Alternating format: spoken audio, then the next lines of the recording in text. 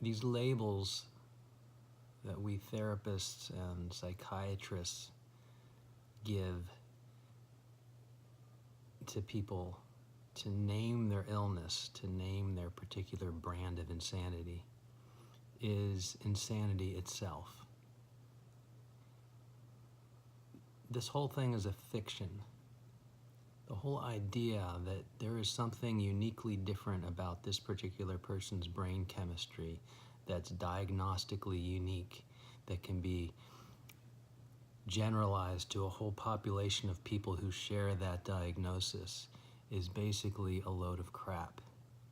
Every individual is themselves, unique in every way, mind, body, and soul. And each person has their own particular purpose, their own particular wounds, their own particular traumas, their own formative experiences that they've experienced as children that has shaped who they take themselves to be in the present. And aside from physical factors like nutritional deficiencies, organic problems like brain damage, thyroid dysfunction, or some other metabolic or physical kind of problem that is causing a person to not be able to function in an emotionally and mentally balanced way, mental illness is a muddy, nondescript, non-specific cesspool of belief systems that are imposed on people in order to create an industry where people are medicated and treated and marginalized and basically kept sick for their entire life, oftentimes, as long as they continue to identify with that diagnosis. You know how many medications I've seen a person on in my history as a therapist at the worst moment that I can think of? I saw one person that I used to know who was on 17 different psychiatric medications at once, prescribed by a legitimate MD psychiatrist. Think about that. Do you know anybody who's on 17 medications of any kind for any problem, let alone psychiatric, emotional problems? Do you think that if you took even half that many medications, you'd be able to function in any kind of normal way? Absolutely not. So in her case, she finally had enough, and she told her doctor that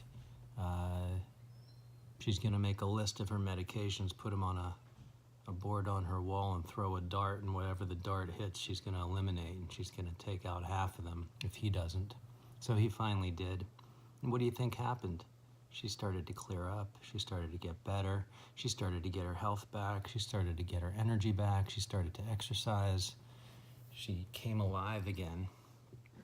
So, this is just a brief example of the hundreds and hundreds of things I've seen when it comes to people being over-treated, over-medicated, over-labeled, over-diagnosed.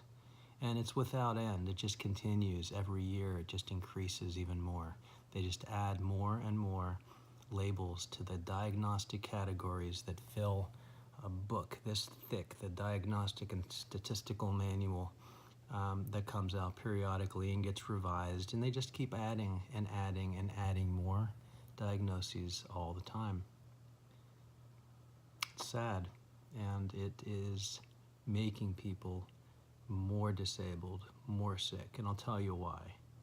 Because your self-concept, how you identify who you are to yourself, what you believe about yourself, what you're capable of, what you're not capable of, that belief is the absolutely most powerful force that determines your destiny and your well-being and your experience. Your reality is based on that self-concept. So never call yourself sick. If you're struggling emotionally, then say you're having a rough time, you're struggling, you're getting therapy, you're in treatment, that's fine. You're on a path to getting better, to overcoming traumas. That's all fine. As soon as you say, I am sick, I am depressed, I am schizophrenic, I am bipolar, you begin to narrow your world, and everyone else will do it with you as they begin to see you through that lens and keep you in that box, and it's a prison. Don't let it happen. Labels are meaningless. How you feel and believe about yourself is all power. That's where it's all at. You don't have to be delusional to tell yourself that you are a powerful person. You just make it your truth. Don't hold on to labels.